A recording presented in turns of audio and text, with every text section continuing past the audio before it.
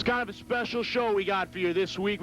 The Cowboy Fan is taking over the campus pub. But that's okay, because I got plenty to say, and that rhymes, doesn't it? Monday night, November 6th in the campus pub, when the Dallas Cowboys host the Philadelphia Eagles on Monday Night Football. You'll see a taping of the Cowboys Fan, and then watch the game with the #1 Dallas Cowboys fan in the universe himself.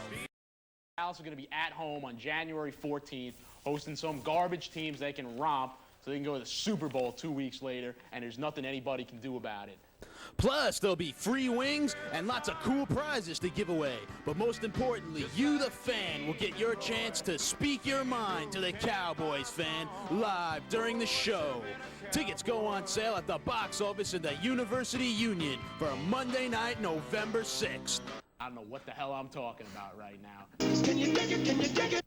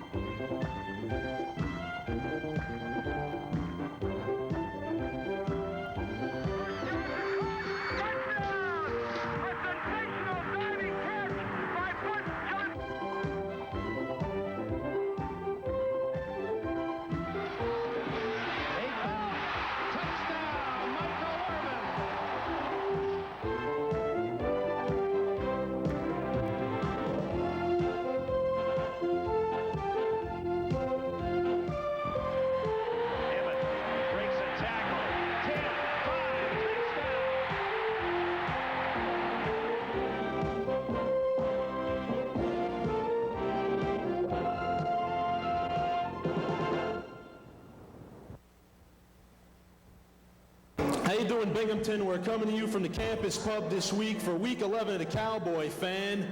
I am always your host, Dan Conti, the #1 Dallas Cowboy fan in the universe.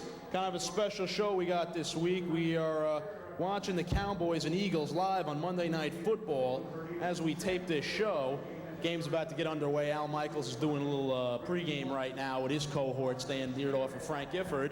My cohorts this week are James and Anthony over here. Why don't you wave to the campus community. James and Anthony met earlier today. They didn't know each other before this program, but they share something in common, and that is they both root for the San Francisco 49ers, who are headed for the big showdown next week against the Dallas Cowboys in Texas Stadium. Now, you know, when I decided to do this show, I mean, this was really going to be the big show. I mean, I'd planned to have a bunch of 49er fans on the air, you know, maybe, you know, throw them off the show and yell at them and whatnot, you know, because of the big showdown. Because, you know, going into the season, it was clear that the Cowboys and the 49ers were the two best teams in the National Football League. But as we head toward Election Day, that's just not the case anymore. The 49ers are about as stable as guests on the Ricky Lake Show. They went down to the Carolina Panthers, an expansion team at home, defending Super Bowl champions. Now, how embarrassing is that? Now, you guys have been like 49er fans like your whole life, or at least like when they won the Super Bowl. Like, what do you have? How does that make you feel? First off, I'd like to state, and this goes with the gift that I gave you. I got a gift here for you. Well, what do you got Something here? that you can put on your You brought me a show pillowcase? That's your gift? Even got it wrapped. What is this? That's for you. Can we get a? Oh, this is embarrassing. Look at that. Can we get a? What kind of an? On this one? It says Super Team of the '80s. Of the '80s, we've won 5 Super Bowls. That's My for you. God. You can put that up. Wow. Anytime you want. Super teams of the 80s, but baby, if you check your calendar, it's the 1990s. And all if you right? check your calendar, we just won Anthony's the here last living in Super a Bowl. fantasy world. But that's really nice, though. That's You good. can put that back up on. Can I really? Oh, and the game's just started right now. Troy Aikman's about to lead the greatest offense in history into the field for this here Week 11. And look at that guy, the #1 rated quarterback in the NFL. His rating's like 103 or something or whatnot. And look at that. Everybody on that offense goes to the Pro Bowl. James, what do you think? Grab that microphone and say Okay, something. so it is 1990s. That's right. And the 1990s had been a gift from Ed DeBartolo and Montana choosing to go to the Kansas City Chiefs. That started the dynasty of the Dallas Cowboys. You know, speaking of the Kansas City Chiefs, you know, they're headed for a real showdown on Turkey Day, and I can't see because some guy's in the way over here. What happened there? Loose hands. Loose hands over here. All right, I'm going to need you. All right, I can't see this. All right, that's good. You're good right there. I missed the first play. I think Troy Aikman, he fumbled out of the end, out of bounds, right? All right. I'm trying to watch the game and do the show at the same time. But, you know, that's, you know, trying to do two things at once. But James brought up a good point. The Eddie DeBartolo pretty much handed this decade to the Dallas Cowboys when he traded Joe Montana to the Kansas City Chiefs. What a loser. I mean, I'll give Joe Montana credit. He's the greatest quarterback of all time.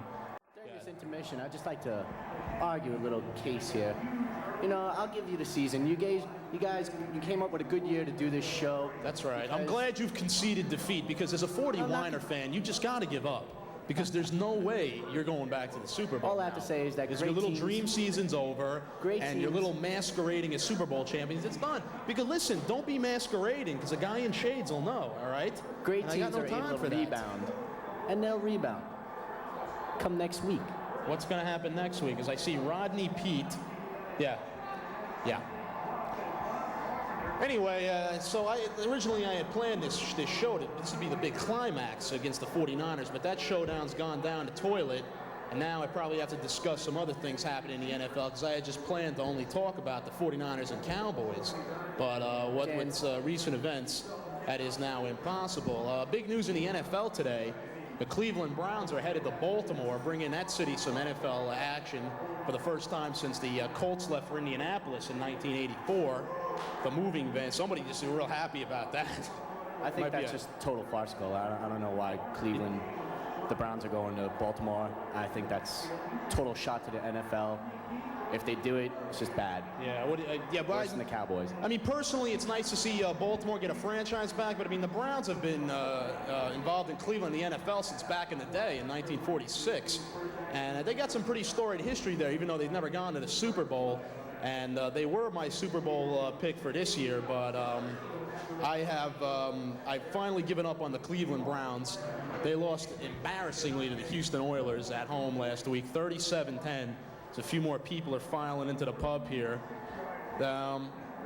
What did I tell you? It was going to be 3-0 in a few minutes as Gary Anderson lines up for a chip shot. And all right, that went through. Splits the upright. So the Cowboys are down 3-0 right now here on Monday Night Football. By the time a lot of you see this, of course, you'll know that the Cowboys would have won.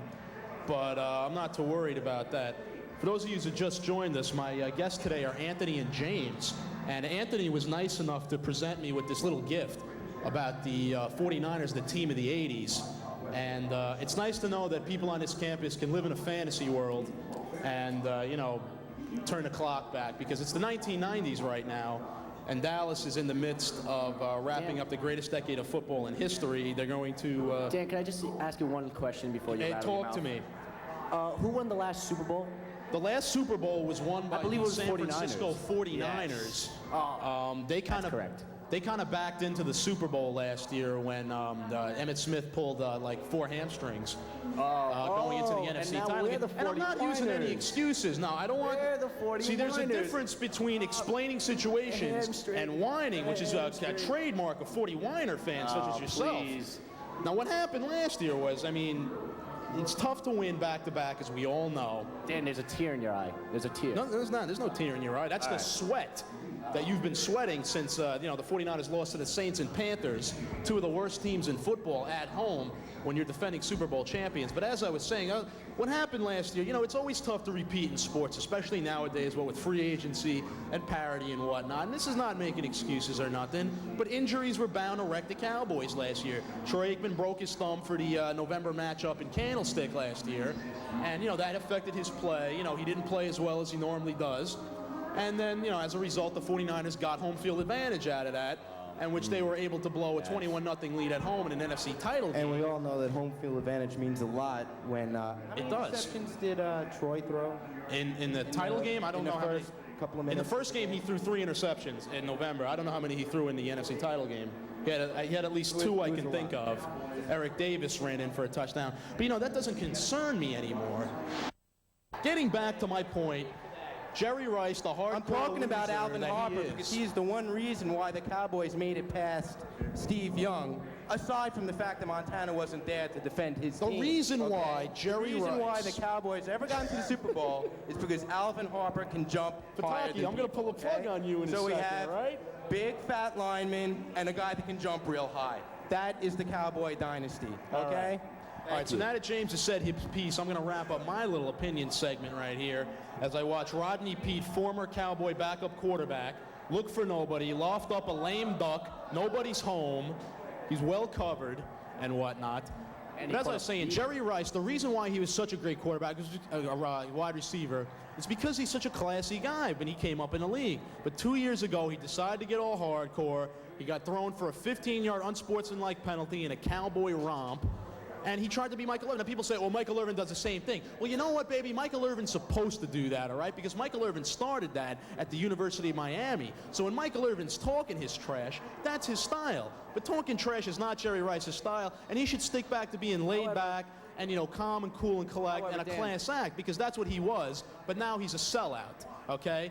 Whereas Michael Irvin is consistent and Jerry Rice is a big sellout. But now you always want to talk about the catch, all right? And you 40-Winer fans are all like, because you all think life began with the catch, all right? You're all little boys sitting there watching the NFC title game back in January of 1982, and you're sitting yourself, you know, I hate the Cowboys. They're America's team. I don't know who to did root not for. begin with the catch, okay? Life began in 1979 in the 3rd round of the NFL draft. And That's talk when to me life about began. When did okay? life begin?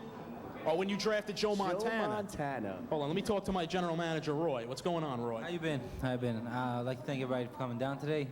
And why don't we give away some stuff while there's like commercials? Want to give away some stuff? All right, let's give away something right now. Can we give away the super team of the 80s? We're going to give away a T-shirt here that I have no idea what it says right now. It's a Grateful Dead. Hey, that's Why don't you hold this up Grateful Dead. for America, or We got a BTV at Grateful least to Dead see. T-shirt over here. It's my Binghamton University Grateful Dead.